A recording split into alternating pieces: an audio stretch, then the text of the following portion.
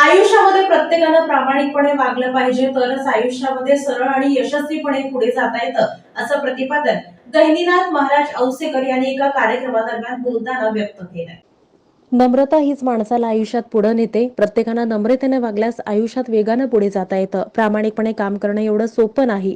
प्रामाणिकपणे वागताना प्रत्येकालाच त्रास होतो. दुसऱ्याच्या चुका कधीच काढू नका. स्वतःची चूक असल्यास ती तात्काळ सुधारल्याशिवाय स्वस्थ बसू नका.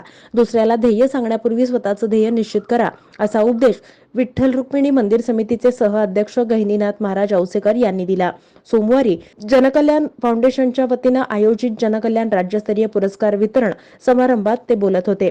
अध्यक्षस्थानी व्हीपी शुगरचे चेअरमन व्हीपी पाटील, जनकल्याण मल्टीस्टेटचे संस्थापक अध्यक्ष राजेंद्र हजारे, सीईओ आशा हजारे, उद्योजक सदानंद हजारे, गणेश शिंदे उपस्थित होते. या प्रसंगी सहकार आणि आर्थिक क्षेत्रातील पुरस्कार बुलढाणा अर्बन बँकेचे संस्थापक अध्यक्ष राधेश्याम चांडक, वाणिज्य व्यापार आणि उद्योग क्षेत्रातील पुरस्कार बालाजी अमाईनचे व्यवस्थापकीय संचालक डी रामरेड्डी आणि सामाजिक आणि आध्यात्मिक क्षेत्रातील पुरस्कार भंडारा डोंगर समिती बावळ जिल्हा पुणेचे अध्यक्ष बाळासाहेब काशीद यांना देण्यात आला.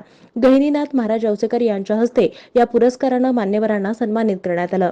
सोलापूर सारख्या 2 टायर सिटीमध्ये काम करणं तसं कठीण आहे. त्यातच बँकिंग आणि वर्तमानपत्र क्षेत्रात काम करणं चॅलेंजिंग आहे.